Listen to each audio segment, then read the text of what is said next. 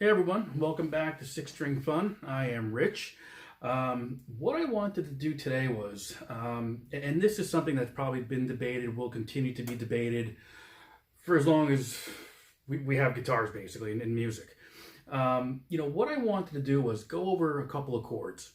And I wanted to try to pick maybe not the easiest chords, but maybe something that's more economical in terms of what you play, how you play it, just making it easier for the fingers so you're not making too many moves and changes with the hands.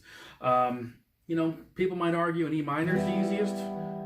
Going into an A is easier, or an E minor into a G could be easier.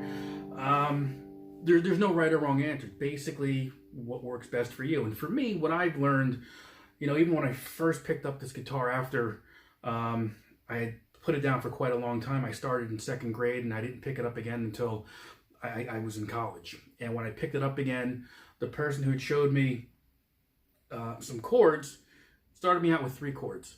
And the first 2 I thought really helped me in terms of just my dexterity playing, just getting a feel for the fretboard. And to me, it was the C and the A minor. Why did it work best for me? I don't know. But for me, what I think works best is, you're looking at your root on the 5th string here is a C, right? And to go to the A minor, all we're doing is just changing one finger and moving it elsewhere.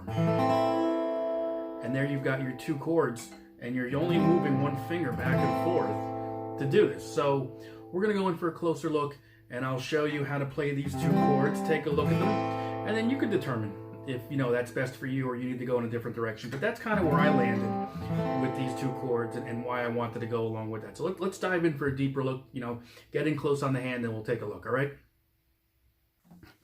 All right, so let's take a closer look at these 2 chords and why I think this could be a good starting point if you're just kind of learning some chord theory. Again, we're looking at basically from the 1st fret to the 3rd fret is all we're going to do. And we're playing what they also call it like cowboy chords, just open chords. So there's your C and there's your A minor. Okay, so how these chords are put together, we're going to start with the C.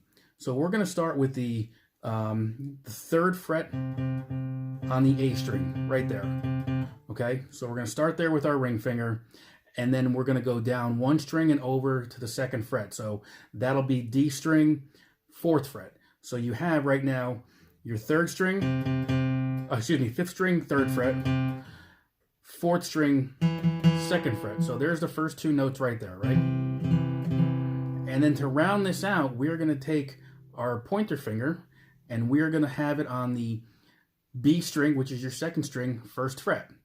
Okay? So if we start with the 5th string, we're going to go 5th on the 3rd, 4th on the 2nd. We're open on the G string. B string, which is your 2nd string right here, is going to be on the C, which is the 1st fret. And then you're going to have your open E string. So from the 5th string down, there's your chord. So remember, here's your root right here, which is the C for this particular chord. Okay, but you also have your root down here, which is an octave higher on the B string 1st fret. Okay, so now this could take a little bit of time getting used to this type of fingering if you haven't done it before, which is why some people might say other chords might be easy to learn. But I think once you get this one down, it opens you up to some other ones rather quickly. So as I said, here's your one, your C chord right here. Now for an A minor, all we're doing is we're just taking this ring finger from the 5th string, 3rd fret, and we're just going to move it to the 2nd fret, 3rd string, which is the G string. It was open here, but now we're just going to put it here. So what we have here is open A,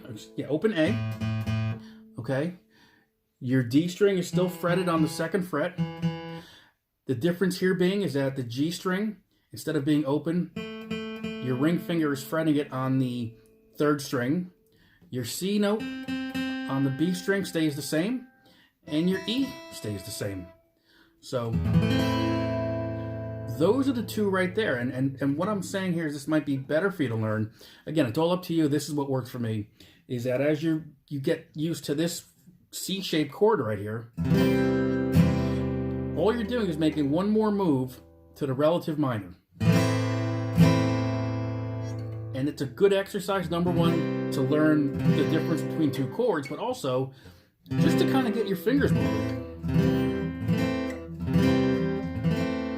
And then once you get comfortable with that, you start strumming.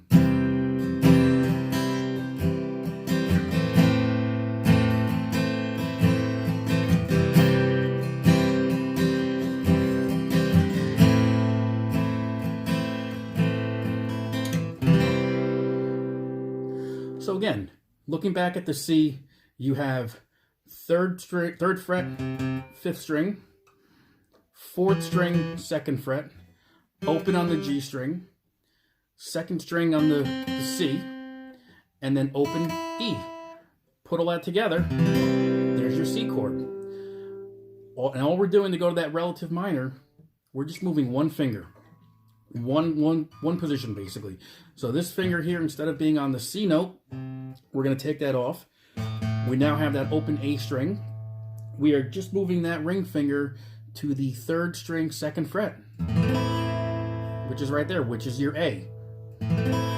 Okay, so that's basically it right there. So all you got to do is just be able to go from here to here, and you've got two pretty good chords there you can start working with.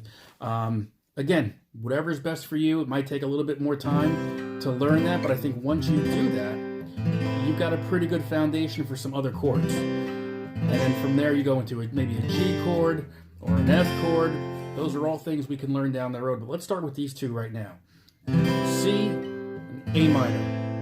And I think once we get those two down, you start practicing that, that opens you up to a lot of different things, because your fingers will start getting used to just making some changes they're not maybe used to, and you can continue from there. So hopefully this lesson was helpful. Let me know if you have any questions, concerns.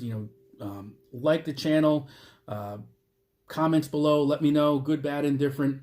If you think maybe you can do something differently, let me know. I look at the discussions as a place where we can all talk and have conversations about certain things. And, we'll keep learning from there. So again, thank you for checking this out, and we'll see you down the road. Thanks.